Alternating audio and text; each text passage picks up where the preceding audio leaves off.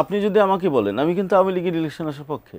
আমি মনে করি আওয়ামী লীগের যে যারা অভিযুক্ত এ পর্যন্ত 228-30টা মামলার মধ্যে যাদের নাম এসছে, তাদের বাইরের লোক যদি আওয়ামী লীগ করার সুবিধা কোথায়? যেই জুলাই সনদ বা এত সংস্কারের কথা বলা হচ্ছে, ডক্টর মোহাম্মদ ইউনূস গত 6 জুন তিনি বলছিলেন যে এই জুলাই সনদ আগামী বাংলাদেশের একটি রূপকল্প, সুন্দর যে বাংলাদেশ আমরা দেখতে চাই।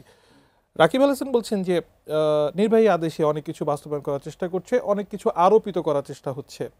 এই প্রেক্ষাপটে ঠিক এই গণভোট এখন পর্যন্ত গত 15 মাস ধরে যেই সংস্কার, যেই স্বপ্ন দেখলাম, মানে পরিপূর্ণতা পাচ্ছে? পরিপূর্ণতার পথে আছি আমরা?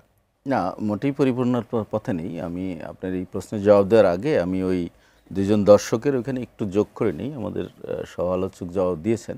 আমি একটা যে প্রশ্নটা আমাদের রাকিব সাহেব বলেছেন যে রাজনৈতিক দলগুলো এটা জানে কিনা, আমার মনে হয় যে এটা ঠিক না।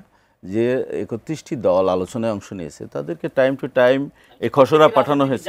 প্রত্যেকটা জানে না, না সেটা জানে না, কিন্তু যারা অংশ নিয়েছে তারা জানে। তাদেরকে সেটা যদি আপনি বলেন, তাহলে এই যে 30টা দল অংশ নিল এই ঐকমত্য কমিশনে, এর বাইরেও কিন্তু রেজিস্টার্ড দল আছে আরো 30টা। তারা তো কিছুই জানে না। তো তাহলে আপনি যদি এটা সকল দল মিলেও সাইন করেন, তাও তো এখন সব জনগণের। জুলাই সনদের ফজিলত কি দাঁড়াচ্ছে যদি রাজনৈতিক নেতারা না জানেন?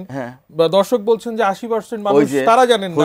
এমন ধন্বন্তরে একটি ওষুধ গিলানো হচ্ছে, গিললাম, কি হলো? ফজিলতটা কি হচ্ছে? ওই যে 30টা দল মনে করেন বাইরে আছে, তাদের ভোটের পার্সেন্টেজ কত, এটা প্রশ্ন। যেহেতু এখানে বড় দলগুলো আছে, বিএনপি একটা বড় দল, জামাত একটা বড় দল, এনসিপি ছোট হলেও তাদের একটা জনসমর্থন আছে, ইসলামী আন্দোলন আছে। আমি আপনার ইয়েতে আসি, আমি এখানে উদাহরণ হিসেবে আনি 90-এর অভ্যুত্থানের পরে যে 3 জোটের রূপরেখা স্বাক্ষর হয়েছিল, আপনার মনে থাকতে পারে। ওই 3 জোটেও কিন্তু 3 জোটের পক্ষ থেকে 3 জন সাইন করেছিলেন। বেগম খালেদা জিয়া 7 দলীয় জোটের পক্ষ থেকে, শেখ হাসিনা 15 দলীয় জোটের পক্ষে এবং 5 দলের পক্ষ থেকে হাসানুল হক ইনো।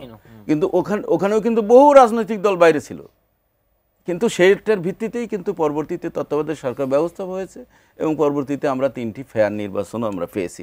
সুতরাং সকল দলকে কিন্তু আপনি ইনক্লুড করতে পারবেন না। এরপর আসছে জামাতের ব্যাপারে গণভোট হবে কিনা, আমাদের নজরুল গনি ভাই প্রশ্ন করেছেন। আমার মনে হয় জামাতের বিষয়টা জনগণের উপর, জামাতকে ভোট দিয়েন না, শেষ। নির্বাচনে আসলে তারা আমরা ভোট দিলাম না বা আপনি বয়কট করলেন, তাহলে এই প্রশ্ন তাহলে আপনি বলতে পারেন জামাত আওয়ামী লীগের ইলেকশন আসুক, আওয়ামী লীগ আমরা ভোট দিলাম না, এটা কি মনে হলো? না, আওয়ামী লীগ, আপনি যদি আমাকে বলেন, আমি কিন্তু আওয়ামী লীগের ইলেকশন আসার পক্ষে। আচ্ছা, ওকে, ফাইন।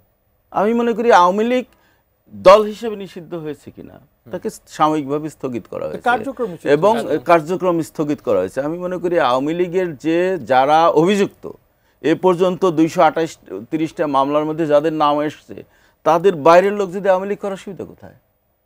আমি তো কোনো অসুবিধা দেখছি না। আমি মনে করি যে করতে পারে, একটা তৃণমূল আওয়ামী লীগ করতে পারে বা বিভিন্ন নামে করতে পারে, থাকুক না।